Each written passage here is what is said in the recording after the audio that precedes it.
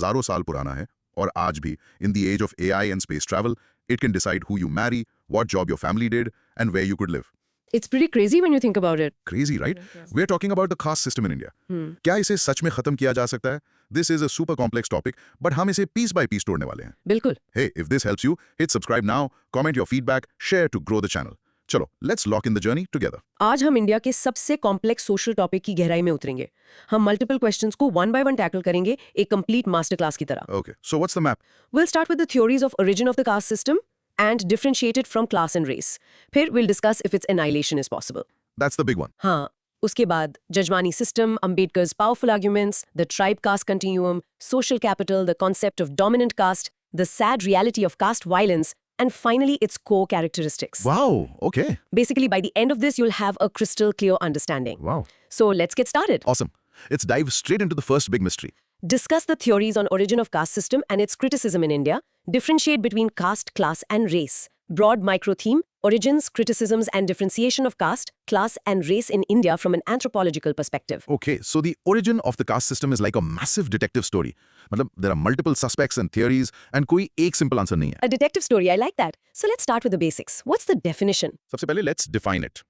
The caste system is a rigid hierarchical social stratification based on hereditary status.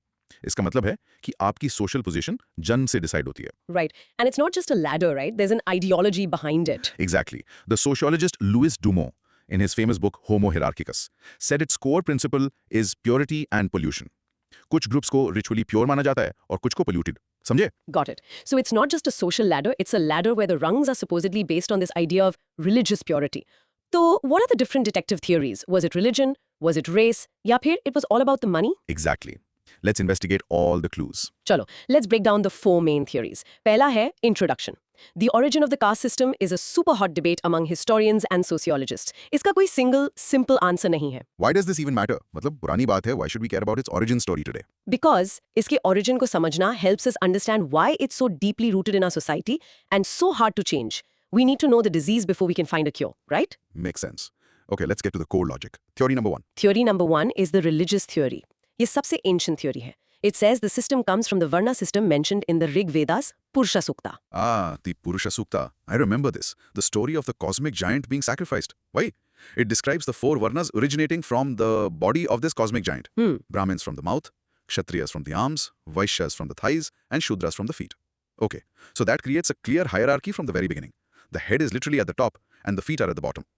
But surely there's criticism of this. It sounds a bit too... Extremely convenient. And absolutely, it was heavily criticized. Dr. B.R. Ambedkar was its fiercest critic. He argued ये कोई divine theory नहीं थी, but एक clever story थी जिसे Brahmanical dominance maintain करने के लिए बनाया गया था. A tool of power disguised as religion. Got it. Okay, what's suspect number 2?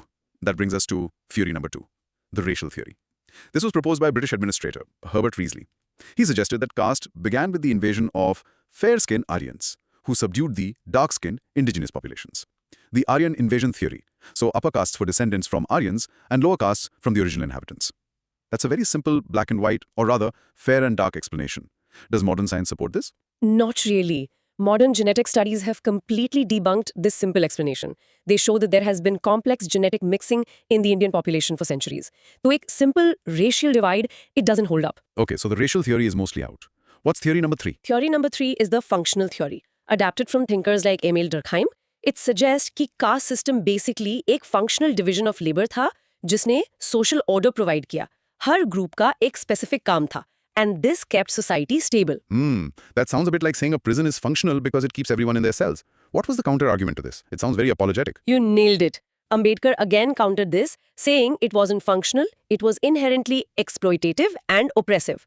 उनका famous quote है, it wasn't a division of labor, but a division of laborers. उन्हें fixed hierarchical roles में trap करके रखा गया था. Division of laborers. That's a powerful distinction. Okay, what's the last theory? Finally, theory number 4. Economic and political theories. Thinkers like Karl Marx and M.N. Srinivas saw caste differently. उन्होंने इसे एक economic structure for class exploitation देखा या एक political tool जिसे powerful groups ने resources control करने और power maintain करने के लिए use किया. So some saw it as a way to control wealth, others as a way to control votes and power. Okay, so to sum up the conclusion for this part, there's no single cause. It's a complex mix of religion, race, economy, and power. बिल्कुल. And the real world impact is that अगर हम सिर्फ एक theory पर focus करते हैं, We miss the big picture and can't create effective strategies to fight caste discrimination today. You have to see all the angles. Perfectly summarized. Now let's try some quick cross-questioning to lock this in. In the religious theory, can you recall the hierarchy from the Purusha's body? Yep. Brahmins from the mouth for knowledge, Kshatriyas from the arms for fighting, Vaishyas from the thighs for commerce, and Shudras from the feet for service. The visual really helps in memorizing. Excellent. Now, why was Herbert Risley's racial theory debunked? What was the main scientific reason? Because modern genetic studies showed no simple racial divide. The Indian population is a complex mix, not two separate racial groups. बहुत complex mixing हुई है over centuries. Spot on.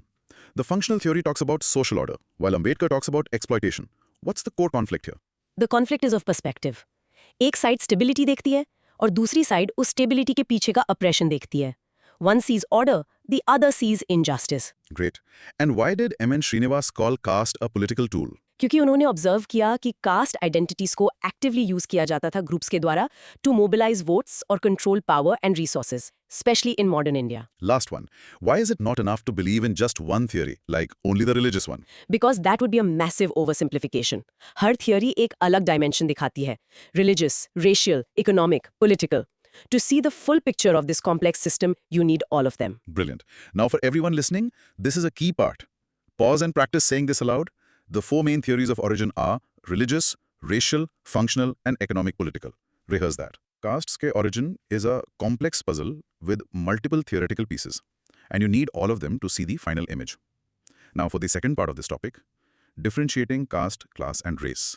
लोग इन तीनों terms को often confuse करते हैं, but for social analysis, they are very different. हाँ, बहुत जरूरी है इनका डिफरेंस समझना. I've got a simple analogy for this. Think of caste as a permanent tattoo you're born with. You can't change it. Nice. Think of class as a gym membership. You can work hard and upgrade from bronze to platinum, or you could lose your job and get downgraded. It's changeable. And race is like a label based on your physical features, like your skin color or hair type. That's a fantastic way to put it. It makes it crystal clear. Chalo, let's break it down formally. People often mix these terms, but understanding their differences is crucial because the solution to each type of inequality is different. You need to understand the unique basis of each system. Exactly. The core logic. Let's compare them on three aspects. Exactly. The core logic first, basis. Caste is based on birth and the concept of ritual purity. It's an ascribed status. आपको बिना कुछ किए मिल जाता है. Class is based on your economic status, your wealth, job, income. It's an achieved status. Or race is based on physical traits or phenotype. Mobility. This is the big one. In the caste system, mobility is rigid. It's almost impossible to change your caste. In the class system, it's fluid. You can move up or down through education, wealth, or luck. For race, your physical traits are fixed and immutable. And the third aspect, cultural context. Caste is deeply rooted in religion and tradition. Class is mostly associated with modern capitalism and industrial societies. Race as a concept is heavily tied to the history of colonialism and ethnocentrism, where one group tried to dominate another. The real-world impact is huge.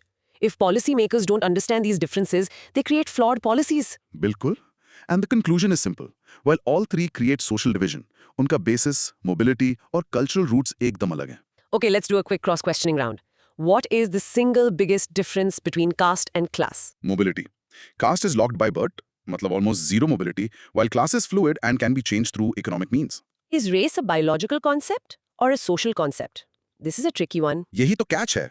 It's based on biological traits like skin color, but the hierarchy, meaning, and power associated with those traits are purely a social construct. Society decide करती है कि उन traits का क्या मतलब है. So, if a person from a lower caste becomes a billionaire, does their caste change? नहीं. And that's the key. उनका class change हो जाएगा dramatically, but उनकी caste identity वही रहेगी. What's the connection between colonialism and the concept of race? Colonial powers ने racial hierarchy create की to justify their rule over other populations. It was a powerful tool to maintain their dominance. Basically, we are superior, so we have the right to rule you. In the Indian context, which of these three is the most rigid system? Without a doubt, caste. इसकी extreme rigidity ही इसका defining feature है. Okay, practice time. Pause the audio or practice saying this. Caste is based on birth, class is based on economy, and race is based on physical traits. Go on, practice. Caste, class, and race are three distinct forms of social stratification, each with its own set of rules for hierarchy and mobility. That was super clear. Now that we understand what caste is and where it might have come from, let's tackle the million-dollar question. Can it be destroyed? Is annihilation of caste possible? Discuss the future of caste system in the light of various proactive measures taken by the Indian state. Broad micro theme. The potential for and challenges to eliminating the caste system analyzed through state policies and sociological dynamics. This is probably the biggest question in Indian sociology. Dr. B.R. Ambedkar ने एक पूरी book लिखी थी इस पर, Annihilation of Caste, back in 1936. Right. उनका central argument ये था कि आप सिर्फ ऊपर से लीव्स ट्रिम नहीं कर सकते. You have to uproot the entire tree. सिर्फ लीगल मेजर्स काफी नहीं है. You have to change the entire socio-religious order. I love that analogy. Trying to remove caste is like trying to remove a giant ancient banyan tree. You can't just cut the branches. You have to dig out its incredibly deep and widespread roots. So the introduction is, annihilating caste is a monumental challenge. बिल्कुल. And the background? This question is critical because India's constitution promises equality, but the ground reality of caste often stands in the way. It's a direct conflict. So let's talk about the core logic. Why is it so hard? What are these deep roots? There are four main barriers. First, cultural and ideological entrenchment. Caste isn't just a system. It's embedded in rituals, beliefs, and daily social norms. इसका cornerstone है endogamy, the rule of marrying only within your own caste. Endogamy. This is the key, isn't it? This is the absolute key. The Indian Human Development Survey found that over 90% of marriages in India are still endogamous. ये single practice caste की boundaries को rigid रखती है. Wow, 90%. So the system rebuilds itself with every generation through marriage. What's the second barrier? Second, the economic base. The sociologist Gail Omvedt ने argue किया कि आप caste को eradicate नहीं कर सकते without addressing its economic foundation. For centuries, specific castes were tied to specific, often exploited occupations. Manual scavenging इसका एक horrifying modern example है, जो अभी भी largely दलित communities perform करती हैं. So, as long as that economic link exists, the stigma and hierarchy also continue. Okay. Third barrier. Third, political manipulation. This is a tricky one. In a democracy, numbers matter. Political parties often use caste identities to mobilize voters. The scholar Christoph Jefferolot calls this caste-based mobilization. And this is a double-edged sword, right? Absolutely. एक तरफ it empowers marginalized groups, but दूसरी तरफ it also reinforces and deepens caste identities in the political arena, making them harder to annihilate. Okay. And the final barrier? And fourth, persistence in informal settings. Urbanization and education ने कुछ barriers तोड़े हैं. आप office में अलग-अलग cast के लोगों के साथ काम करते हैं. But as sociologist Andre Bitel observed, even with formal neutrality, caste remains very much alive in informal settings, जैसे घर रेंट पे लेना, marriage partners ढूंढना या social circles में. So, the conclusion. Annihilation is incredibly tough because the problem isn't just legal, it's deeply cultural, economic, and political. And the real-world impact is that despite having strong laws, the ground reality changes very slowly. Let's do a quick cross-questioning on these barriers. Why did Ambedkar call endogamy the cornerstone of caste? Because it's the mechanism that maintains caste boundaries. If people only marry within their caste, the group remains genetically and socially separate. और hierarchy generation after generation चलती रहती है. It's a simple but powerful lock. How is the political mobilization of caste a double-edged sword? On one hand, it gives a political voice to marginalized groups, allowing them to demand their rights. On the other hand, it strengthens caste identities as the primary political identity, making the idea of a casteless society more distant. Can you give another modern example of caste persisting in informal settings, like Andre Bitel said? Absolutely. Think about matrimonial websites. They are modern, tech-savvy platforms, but many have filters specifically for caste and subcaste. This is a perfect example of caste thriving in a modern, informal space. What exactly did Gail Omvedt mean by the economic base of caste? उनका मतलब था कि certain castes are historically tied to certain low-paying, exploited jobs. जब तक उन्हें better economic opportunities नहीं मिलती and वो उस cycle of poverty से बाहर नहीं निकलते, the caste hierarchy that places them at the bottom remains intact. And according to Louis Dumont, why is caste so resistant to change? क्योंकि उनके लिए ये सिर्फ एक social structure नहीं था. It was an ideology based on purity and pollution. और एक deeply held belief system को बदलना, laws को बदलने से कहीं ज़्यादा मुश्किल होता है. Okay, time to practice. Pause and rehearse saying the 4 barriers aloud. Cultural entrenchment, economic base, political manipulation, and informal persistence. Annihilating caste is challenging because its roots are ideological, economic, and political, not just structural. But it's not all hopeless. The state has been fighting back, right? Let's talk about that. Yes, absolutely. Let's look at the state's fight back. Laws, reservations, and modernity. Despite the challenges, the Indian state ने बहुत से proactive measures लिए हैं. The background here is that these measures are rooted in the constitutional vision of creating a casteless, equal society. Correct. The core logic. There are 3 main weapons the state has used. Correct. The core logic. First, constitutional and legal safeguards. The Constitution itself is the biggest weapon. Article 17 abolishes untouchability in any form. Article 15 prohibits discrimination on the basis of caste in public spaces.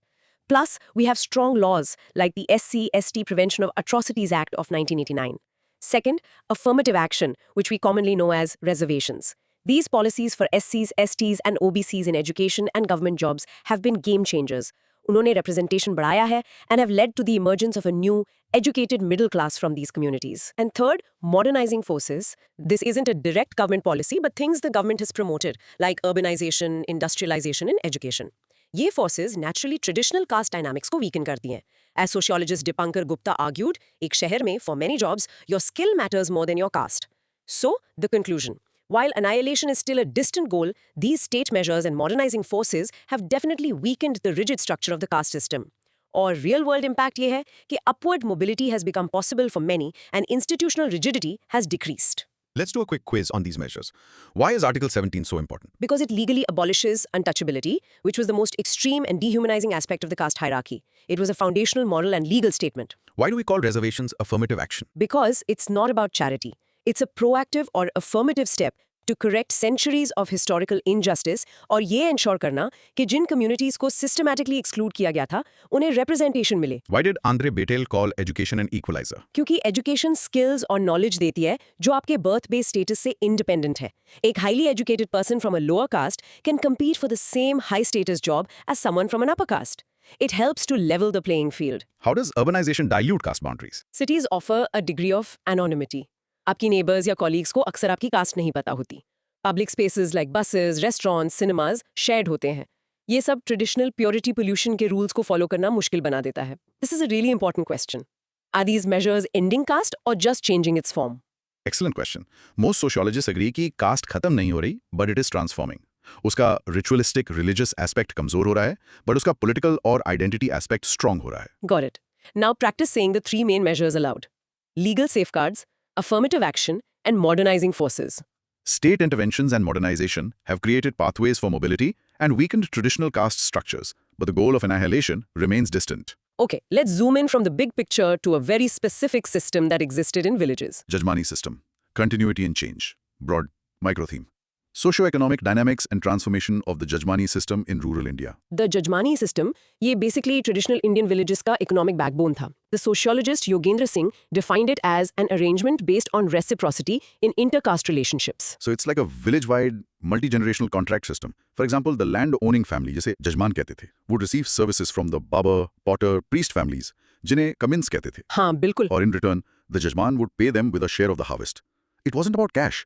It was about reciprocal duties. Let's talk about its continuity and change. Right. This system shows a fascinating clash between tradition and modernity. इसके decline को समझना helps us understand how rural India's economy has fundamentally changed. Okay, so, core logic. Let's first look at continuity. Where does it still exist? एक area है socio-cultural roles. In many rural areas, for rituals like weddings or funerals, the specific roles of the priest or the barber are still fulfilled by the traditional service-providing castes. Economic part चला गया है, but the ritual part remains. Or? Second, economic persistence in some adapted forms.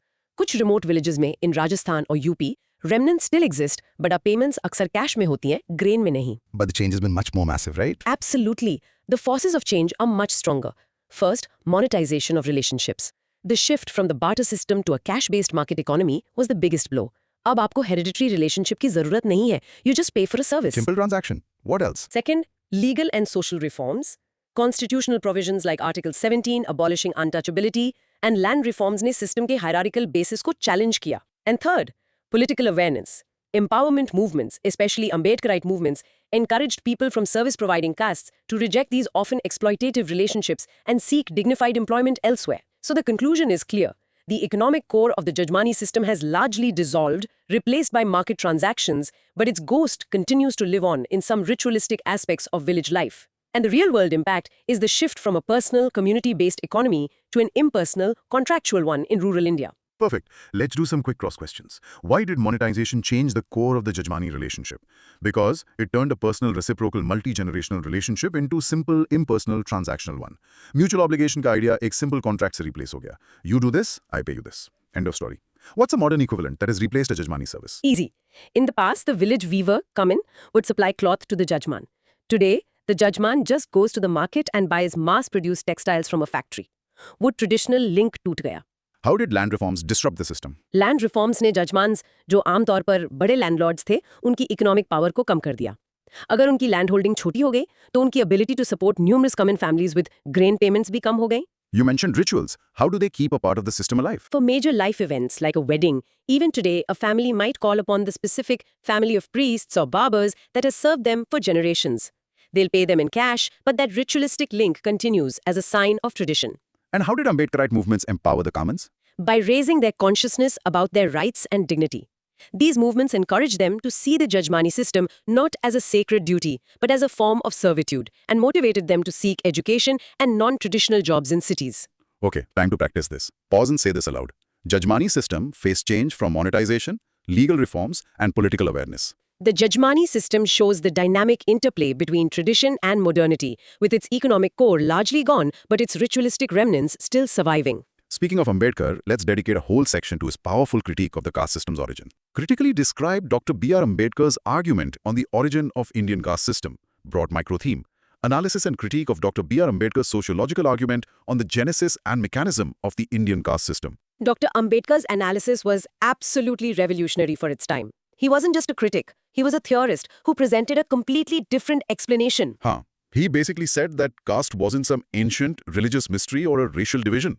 It was a deliberate work of social engineering by the Brahmins to create and maintain their dominance. Exactly. Ambedkar's theory offered a radical, power-focused perspective, shifting the conversation from divine origin to social control. His arguments became the ideological foundation for the anti-caste movements and social justice movements that continue to this day. So, core logic.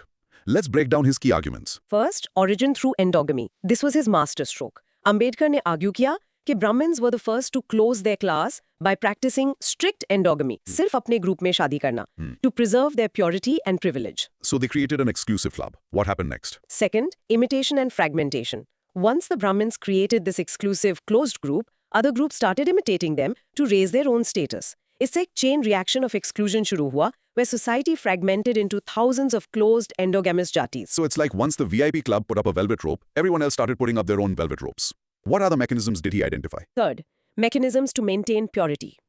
He pointed to practices like sati, child marriage, and enforced widowhood as cruel but effective tools to control women and maintain caste purity.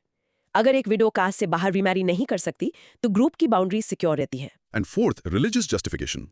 Ambedkar argued that texts like the Manusmriti were created later to give religious sanction to this man-made system of inequality, जिससे ये divinely ordained लगे. This is why he completely rejected the religious and racial theories of origin. So that's his argument. But the topic asks for a critical description. What are the strengths and limitations of his theory? Right, let's do a critical appraisal. The strength of his argument is undeniable. It provided a powerful explanation for the exploitative and oppressive nature of caste. It framed caste not as a cultural feature, but as a system of power and injustice. However, there are also some limitations pointed out by later scholars. Critics argue कि Ambedkar ने शायद Brahmins and religious text के role को overemphasize किया हो. Scholars like Romila Thapa suggest that other factors like the growth of agrarian economies and the rise of states also played a crucial role in solidifying caste structures, जिसे Ambedkar's theory fully account नहीं करती. So, the conclusion is that while other historical factors were at play, Ambedkar's critique is fundamental to understanding caste as a system of ideological and structural oppression. And the real-world impact is that his theory continues to be the driving force behind the fight for social justice in India. Let's do a quick cross-questioning. Why was imitation a key part of Ambedkar's theory of how caste spread? Because he argued it wasn't a top-down system, imposed on everyone at once. It was a chain reaction. Once the Brahmins created an exclusive group, other groups copied them to gain status, leading to widespread fragmentation of society. What's the main difference between Ambedkar's theory and the traditional religious theory? The religious theory presents the Varna system as a divine, natural, and functional order. Ambedkar saw it as a human-made, artificial system designed for power and privilege. One is about divine origin, the other is about social engineering. Critics say he oversimplified. What's an example of a factor they think he might have neglected? They point to economic factors, like the rise of agriculture. Scholars like D.D. Kosambi argued कि जैसे-जैसे different communities farming में settle हुई, एक division of labor naturally emerge हुआ, जो बाद में caste-like structures में harden हो गया.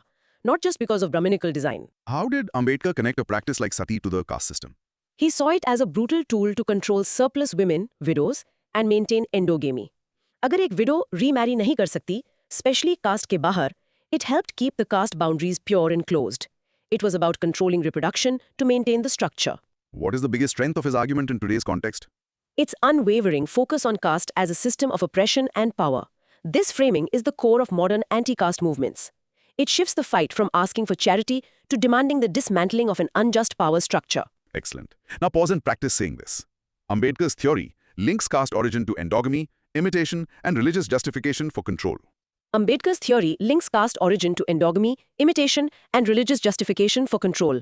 Ambedkar's critique is fundamental for understanding caste as a system of ideological and structural oppression, even if we acknowledge other historical factors also played a part. Okay, let's move from the rigid structure of caste to the blurry line between tribes and castes. Relevance of tribe-caste continuum, broad micro-theme. Utility and limitations of the tribe-caste continuum model in understanding the social structure of India. This is a cool concept. So, we tend to think of tribe and caste as two completely separate boxes. Right? Yeah, ekdam alag. But the tribe-caste continuum model says it's not that simple. It's more like a spectrum or a gradient. Okay, explain that. Who came up with this? The idea was inspired by Robert Redfield's folk-urban continuum and first applied to India by the sociologist F.G. Bailey. He described tribal society as segmentary and egalitarian, matlab equal independent segments. And he described caste society as organic and hierarchical, matlab all parts are interdependent but ranked. The continuum is a model to understand the gray area between tribes and castes. It's relevant because it helps explain the historical process of how many tribal groups have been absorbed into mainstream Hindu society. Exactly. Core logic. What is the relevance of this model? Exactly. Core logic. First, understanding integration. It's a framework to analyze how tribal groups slowly adopt the customs, language, and social structure of the surrounding caste society. Sociologist Surajit Sinha described this as an ongoing process. Second, identifying shared traits. The model highlights that some lower castes and tribes actually share similarities, like more equality within their own group and greater freedom for women compared to upper castes. So it's not a one-way street of tribes becoming castes. Not always, but that's the dominant direction. This leads to the third point, measuring cultural absorption. N.K. Bose came up with the concept of the Hindu method of tribal absorption, where tribes living near Hindu villages gradually adopt Hindu customs and gods and are eventually given a place, usually a low one, in the caste hierarchy. And fourth, studying Sanskritization among tribes. Sociologist Martin Oren's study on the Santhal tribe showed them being attracted to high Hinduism, confirming that the continuum is a useful analytical tool. But like any model, it must have limitations, right? Yes. The main limitation is that it might be outdated. F.G. Bailey himself later clarified that in modern India, both tribal and caste societies are changing so fast due to politics and the economy that they are merging into a new, different kind of system altogether. So the idea of a simple linear continuum might not capture today's complex reality. The tribe-caste continuum is a valuable analytical tool for understanding historical social change and integration. But its real-world impact and practical application are limited today because both societies are evolving so rapidly. Let's do some quick questions. On this continuum, what would a community at the extreme tribe end look like? It would be a completely isolated, self-sufficient community with an egalitarian social structure, its own animistic beliefs, and very little contact with mainstream Hindu society. And at the extreme caste end? A group that is fully integrated into the Hindu hierarchical system with a specific hereditary occupation, practicing strict endogamy, and following the rules of purity and pollution. What does the Hindu method of tribal absorption actually mean in simple terms? It's a process described by N.K. Bose, where a tribe slowly adopts Hindu practices to get integrated into the larger agricultural economy. They start using the local language, worshipping Hindu gods, and eventually become just another jati in the local caste system. Can you give an example of a community that's somewhere in the middle of this continuum? Many communities in central India, like the Goons, studies on them have found that they have adopted many Hindu practices and are integrated into the local economy, but they still retain many of their unique tribal customs, language, and identity. They are in that gray area. Why is this concept still relevant for government policy making today? Because it helps in designing more nuanced development programs. Instead of a one-size-fits-all policy for all tribes, the government can create policies that respect the unique position of each community on the continuum, balancing integration with the preservation of their cultural autonomy. Good point. Now practice saying this. The tribe-caste continuum is a spectrum from egalitarian tribal societies to hierarchical caste societies. The tribe-caste continuum is a useful, if dated, analytical tool for understanding how tribal and caste societies interact and merge over time. Next up, a concept that is super important in today's world, social capital. Caste and social capital. Broad micro-theme, the role of caste in generating and restricting social capital within the Indian socio-cultural context. Okay, first things first. What is social capital? It sounds like something from economics. It was defined by the famous sociologist Pierre Bourdieu. In simple terms, social capital is the value you get from your social networks. It's the idea that your network is your net worth. It's about the resources you can access through the people you know, like getting a job tip, a business loan, or even political support. In India, caste and social capital are deeply, almost inseparably intertwined. Understanding this link is key to understanding how inequality persists even in a modern economy. Correct. Core logic. Let's see how this works. Correct. Core logic. First, caste as bonding social capital. Caste networks create incredibly strong trust and mutual support within the same caste. Sociologist M.N. Srinivas noted how this organizes social and economic life in rural India. This is called bonding social capital. It's like a powerful social glue that holds the members of a group together. Can you give a real-world example of this bonding capital? Sure, the Marwari business community is a classic example. They have historically relied on their dense caste networks for credit, information, and business partnerships. Similarly, the Nadar community in Tamil Nadu used their caste solidarity to build powerful trade networks. These are great examples of positive bonding social capital. But this sounds very exclusive. There must be a flip side. That's a critical point. The flip side is limitations and exclusion. While caste is great at creating bonding capital, it is terrible at creating bridging social capital, which is cooperation and trust across different groups. This leads to the systemic exclusion of marginalized groups from powerful networks. And as G.S. Gurye argued, this perpetuates inequality. Dr. Ambedkar's entire argument was that caste-based exclusion undermines social justice. Exactly. In fact, you can see the reservation policy as an attempt by the state to artificially create some bridging social capital. Caste serves as a crucial, yet often exclusionary, source of social capital in India. The real-world impact is that it fosters strong in-group solidarity, but at the great cost of broader societal cooperation and fairness. Let's drill this down with questions. What's the simplest way to remember the difference between bonding and bridging social capital? Bonding is like glue. It holds a similar group together tightly. Bridging is like oil. It helps different groups interact smoothly. Caste provides a lot of glue for its members, but very little oil for society as a whole. Perfect analogy. Can you give a modern-day example of caste as bonding social capital? Caste-based matrimonial websites are a huge one. Or think of caste-based WhatsApp groups, where job opportunities or business leads are shared, but only within that specific community network. How does a lack of bridging social capital hurt marginalized groups? It means they are locked out of the powerful networks that control access to the best jobs, credit, information, and political influence. If all the senior managers in a company belong to one caste network, it's incredibly difficult for a talented outsider to break in, no matter how qualified they are. How does reservation policy try to create bridging capital? By ensuring representation for SCs and STs in colleges and government jobs, it forces these institutions to become more diverse. This creates opportunities for intercaste friendships, collaborations, and network building that might not happen otherwise. Is caste-based social capital always a bad thing then? Not necessarily for the individual within the group. For a small business owner, the trust and easy credit from their caste network can be a lifeline. The problem is when these exclusive networks become the only path to success, effectively shutting out everyone else and creating systemic inequality. Excellent. Now pause and practice this key phrase. Caste creates strong bonding social capital within groups, but weak bridging social capital between groups. Caste is a double-edged sword for social capital. It builds powerful in-group trust, but creates massive barriers for inter-group cooperation. This idea of exclusive networks and power leads us directly to our next topic. Concept of dominant caste. Broad micro-theme, definition, characteristics, and critical appraisal of M.N. Srinivas's concept of dominant caste. Okay, dominant caste. This sounds important. When we think of the caste hierarchy, we usually think of Brahmins at the top. Is this concept saying something different? Yes, it's a huge shift in thinking. The concept of dominant caste was coined by the great sociologist M.N. Srinivas in 1959. He observed that in the real world, at the village level, the caste with the most power wasn't always the one with the highest ritual rank. So, a dominant caste is one that wields significant economic, political, and social power in a local area, even if it's not at the top of the Varna hierarchy. Dominant caste refers to power on the ground, not just in the scriptures. This concept is crucial for understanding rural politics and power dynamics in modern India. What makes a caste dominant? Srinivas identified a few key characteristics. First, economic power, primarily through the control of agricultural land. The Jats in Haryana or Punjab are a classic example. Second, political influence, which comes from having substantial representation in local and state politics. Think of the Marathas in Maharashtra. So, money and political clout. What else? Third, numerical strength. Having a large population gives a caste collective bargaining power and, crucially, voting power in a democracy. And fourth, high social status and modern education. While they may not be Brahmins, they usually have a high ritual status. And in modern times, they are often the first to take up modern education, which helps them adapt to new institutions and jobs. So it's a combination of traditional power like land and modern power like education and votes.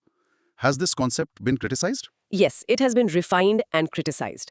Louis Dumont criticized its heavy focus on land, arguing that in some areas, power came from trade, not just agriculture. Andre Bitel highlighted that dominance is very context-specific. A caste dominant in one village could be a minority in the next. And today, this situation is changing. Economic liberalization has created new entrepreneurial classes, sometimes from OBC groups, who are challenging the older, land-owning dominant castes. The concept of dominant caste is a powerful tool to understand rural power dynamics. The real-world impact is that it helps us see that power in India is not just about ritual status, but about a dynamic interplay of money, numbers, and politics, which is constantly being contested. Let's do a quick quiz. Can a caste be numerically small but still dominant? Historically, yes, Brahmins in many villages were a small minority, but held dominance through land ownership and their ritual authority. But in modern electoral politics, numerical strength has become much, much more important. How has the basis of dominance shifted from just land to other things? While land is still key, dominance now also comes from controlling local businesses, cooperative societies, educational institutions, and having strong political connections. Power has diversified. Why did Andre Bitel say dominance is context-specific? Because a caste isn't dominant across all of India. A caste that is the boss in one region might be a subordinate group just a few hundred kilometers away. Dominance is a local or regional phenomenon. Give an example of a dominant caste using its power for political mobilization. The Patidar agitation in Gujarat in 2015 for reservation benefits is a perfect example. They used their economic power and numerical strength to organize massive protests and assert their political demands. How does Dalit assertion challenge the concept of the dominant caste? It shows that dominance is not permanent or uncontested. The rise of political parties like the BSP, led by leaders from marginalized communities, directly confronts and negotiates with the power of traditional dominant castes. It changes the power equation and proves that power can be challenged from below. Great analysis. Now, pause and practice saying the key criteria. A dominant caste has economic power, political influence, numerical strength, and high social status. The concept of dominant caste helps us understand rural power, but this power is dynamic, constantly evolving and increasingly being challenged from below. And this struggle for power, this challenge to dominance, often turns ugly. This brings us to a very serious topic. Explain the reasons of caste violence in India with suitable examples. Broad, micro-theme, root causes, mechanisms, and examples of caste-based violence in contemporary India. This is a tough but critical topic. When we talk about caste violence, we're not just talking about random crime. We're talking about systemic conflict that arises when the traditional caste hierarchy is challenged. Exactly. Caste violence is a brutal mechanism used to enforce a crumbling social hierarchy. Understanding its roots is essential to addressing this deep-seated social problem. Let's break down the four main reasons behind it. First, ideological and historical roots. This goes back to the concept of purity and pollution that Louis Dumont talked about. Violence is often a savage backlash when Dalits do something that is seen as reserved for upper castes, like riding a horse at a wedding or entering a temple. A chilling example is the 2016 Una flogging incident in Gujarat, where Dalit men were publicly beaten for skinning a dead cow, their traditional job, under the false accusation of cow slaughter. So the violence is a punishment for crossing an invisible line. What's the second reason? Second, socio-economic inequalities and resource competition. As M.N. Srinivas observed, lower castes often depend economically on dominant castes who control land and resources. Conflict erupts when this economic order is challenged. The 1997 Mellavalavu massacre in Tamil Nadu is a horrific example where elected Dalit Panchayat leaders were murdered simply because they had gained political power, which was seen as a threat to the dominant caste's control over local resources. Third, political assertion and reservation backlash. This is a direct consequence of empowerment. When Dalits empowered by reservations and political awareness start asserting their rights, it often leads to a violent backlash from dominant groups who feel their privileges threatened. The 2005 Gohana violence in Haryana, where hundreds of Dalit homes were burned down, was fueled by this deep-seated resentment against Dalit assertion. And fourth, social control and caste honor. This is often about controlling social behavior, especially intercaste relationships and marriage. Violence is used to punish those who defy caste boundaries in their personal lives. The brutal 2016 honor killing of Kausalya and Shankar in Tamil Nadu, where a Dalit man, Shankar, was hacked to death in public for marrying a higher caste woman, is a devastating example. Caste violence is a complex issue, stemming from a toxic mix of ideology, economic disparity, and political resistance to the idea of equality. The real-world impact is that it creates a climate of fear to terrorize communities and discourage them from demanding their constitutional rights. Let's clarify a few things with questions.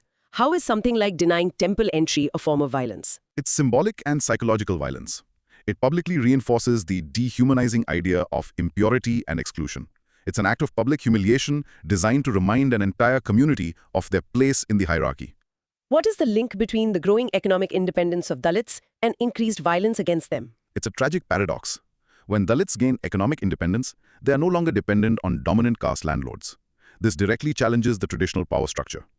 The violence is a brutal attempt by dominant castes to reassert their control and punish this perceived insubordination. Why is sexual violence against Dalit women such a common and horrific tool of oppression? Because it serves a dual heinous purpose. It's a horrific crime against the individual woman, but it's also used as a weapon to humiliate and terrorize her entire community. It's a way of sending the message, we control your honor, your bodies, and your lives, thus reinforcing the caste hierarchy in the most brutal way possible. How do reservations sometimes trigger a violent backlash? Some members of dominant castes may feel that reservations are an injustice to them, taking away jobs and educational seats they believe are rightfully theirs. The sense of lost privilege and status can fuel a deep resentment that sometimes erupts into organized violence. Finally, how does the concept of dominant caste connect directly to caste violence? It's a direct link. Caste violence is very often perpetrated by members of a locally dominant caste as a way to maintain their dominance. When their economic, political, or social power is challenged by the upward mobility or accession of a lower caste, violence becomes a tool to brutally suppress that challenge and restore the old order. Okay, this is heavy but important to remember. Pause and practice saying the four main drivers of violence: ideological roots, socio-economic conflict, political backlash, and caste honor. Caste violence is not random crime. It is a calculated tool used to enforce a crumbling hierarchy, stemming from ideology, economic competition, and resistance to equality. Now that we've looked at the conflicts, let's step back and summarize the entire structure itself. Okay, so if we had to create a rule book for the caste system, what would be its main features? The sociologist G.S. Courier gave a classic list of its characteristics. Let's break them down. Right. Think of this as the anatomy of the caste system. The caste system is a unique form of social stratification with a very specific set of rules. Understanding these features helps us see how the system has maintained itself for centuries. Courier identified about 6 key features. First, a hierarchical structure. Society is divided into a ladder of varnas with Brahmins at the top and Dalits kept outside this framework altogether. M.N. Srinivas said this hierarchy is governed by the principles of purity and pollution. Second, purity and pollution. This is the ideological foundation. As Louis Dumont argued, a caste's rank is determined by its level of ritual purity. Third, endogamy and hereditary status. This is the engine of the system. Your membership in a caste is determined by birth, and the system is maintained by the strict rule of marrying only within your own caste or jati. Fourth, occupational specialization. Traditionally, each caste was associated with a specific hereditary occupation like being a priest, a warrior, a potter, or a leather worker. Fifth, restrictions on social interaction. There were rigid rules governing social interactions, especially concerning food and drink, who you could accept food from. Ambedkar saw these practices as mechanisms of systemic oppression to maintain distance and hierarchy. And finally, sixth, religious sanction. The entire order is legitimized by religious texts like the Manusmriti, which gives it a divine justification, making it harder to question. Oh, and one more, segmental division. Society is divided into thousands of jatis, or subcastes, each acting as its own self-contained social unit with its own rules. The caste system is defined by its inherent hierarchy, rigid exclusivity based on birth, and endogamous, and the religious legitimization of inequality. The real-world impact is a society fragmented into thousands of small, self-contained units. Let's do a quick quiz. What's the real difference between Varna and Jati? Varna is the theoretical fourfold division from the ancient texts, the blueprint. Jati is the reality on the ground, the thousands of distinct endogamous communities that people actually belong to in their daily lives. People identify with their Jati, not their Varna. How does the purity pollution concept manifest in daily life? Traditionally, it led to practices like untouchability, restrictions on sharing water from the same well, separate seating in villages, and complex rules about who can accept food from whom. Though illegal now, some of these prejudices still persist informally. Is occupational specialization still rigid today? Not as rigid, especially in cities where education and new jobs have opened up opportunities for everyone. However, some of the most stigmatized occupations like manual scavenging are still almost exclusively performed by specific Dalit communities. The link is weakened, but not completely broken. Why is endogamy so crucial for the caste system's survival? Because it's the lock on the door. It prevents the mixing of castes. By ensuring marriage happens only within the jati, it maintains the distinct boundaries, the idea of purity, and the hierarchy from one generation to the next. Without endogamy, the whole system would collapse in a few generations. And what does segmental division mean? It means society isn't one unified whole, but is broken up into many segments, jatis. Each segment has its own rules and its own council, panchayat, to enforce them. This creates a stronger loyalty to one's own small segment rather than to society as a whole. Perfect. Okay. Let's practice Courier's main features. Pause and say them aloud. Hierarchy, purity, pollution, endogamy, hereditary occupation, and social restrictions. The caste system is a deeply hierarchical structure maintained by birth, endogamy, and religious justifications for inequality. Finally, let's revisit the Jajmani system. But this time, let's put it in a direct clash with the modern world. The Jajmani system and contemporary market economy. Broad micro theme. The transformation and decline of the Jajmani system due to the impact of market forces. So we've established that the Jajmani system was the traditional, reciprocal, village-based economy. Now let's see what happened when a powerful outsider, the contemporary market economy, walked into the village. It was like a showdown between tradition and modernity. That's a great way to frame it. The market economy, with its emphasis on cash, contracts, and individualism, was fundamentally opposed to the Jajmani system's principles of heredity, duty, and community. The clash between the Jajmani system and the market economy led to the near-total transformation of the rural Indian economy. William H. Weiser, who first studied this system, saw it as a system of reciprocal relationships. Understanding its decline is understanding the rise of modern capitalism in rural India. How did the market economy dismantle it? First, erosion of the caste-occupation link. The market introduced industrial, mass-produced goods. As M.N. Srinivas noted, a factory-made pot was cheaper and more durable than a handmade one from the village potter. This industrial competition destroyed the economic viability of many traditional artisans, breaking their Jajmani link. Second, monetization and contractualization. This was the killer blow. The market economy runs on cash, not grain. Relationships shifted from being hereditary and reciprocal to being temporary and contractual. A 2014 study showed landless laborers now demand daily wages in cash based on a contract, not a traditional share of the harvest. And third, urbanization and mobility. The market economy created jobs in cities. This gave people from lower castes, especially the Kamins, an escape route. They could migrate to cities, get an education, and find new jobs, completely disrupting the hereditary Jajmani roles they were supposed to fulfill back in the village. The Jajmani system has been almost completely transformed by the market economy. The real-world impact is that rural economic ties are now mostly based on skills and contracts, not on ascribed caste status. Let's do our final set of questions. How did the market economy offer an escape for the Kamin castes? The market values skill and labor, not birth. A Kamin could move to a city and get a factory job for a cash wage. This freed them from the economic dependency and often exploitative relationship with their Jajman. The city offered anonymity and economic freedom. What's a contractual relationship and how is it different from a Jajmani relationship? A contractual relationship is purely economic for a specific task and a specific price. I'll pay you 500 rupees to do this job. A Jajmani relationship was hereditary, multi-generational, and involved a whole set of social and ritual obligations, not just a single economic transaction. It was personal, not impersonal. Did the Jajmans also benefit from the decline of this system? In some ways, yes. They were freed from their traditional obligation to support their commune families during bad harvests or festivals. They could now hire labor from the open market whenever they needed it, which was often cheaper and more flexible. Can you give another example of a technological innovation that broke a Jajmani link? The motorized pump set for irrigation. Traditionally, leather workers would make the leather bucket used to draw water from a well. The pump set made that skill completely obsolete overnight, breaking another Jajmani link. So, is the Jajmani system completely dead? Its economic heart is dead. But as we discussed earlier, its ritualistic ghost still lingers. You might call the traditional priest for a wedding ceremony, but you'll buy your groceries from a supermarket.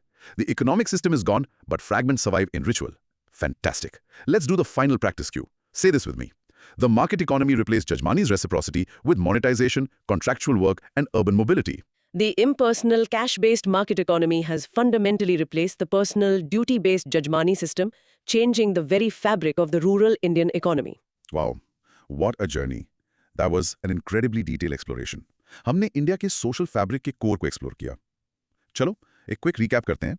We explored the caste system in India from every possible angle. Let's summarize the key takeaways. First, on caste origins and characteristics, we saw that there's no single theory for its origin. It's a complex system defined by unique combination of hierarchy, the principle of purity pollution, and most importantly, endogamy.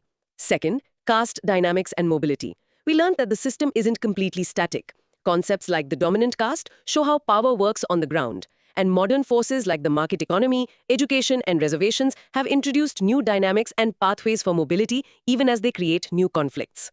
Third, challenges and future.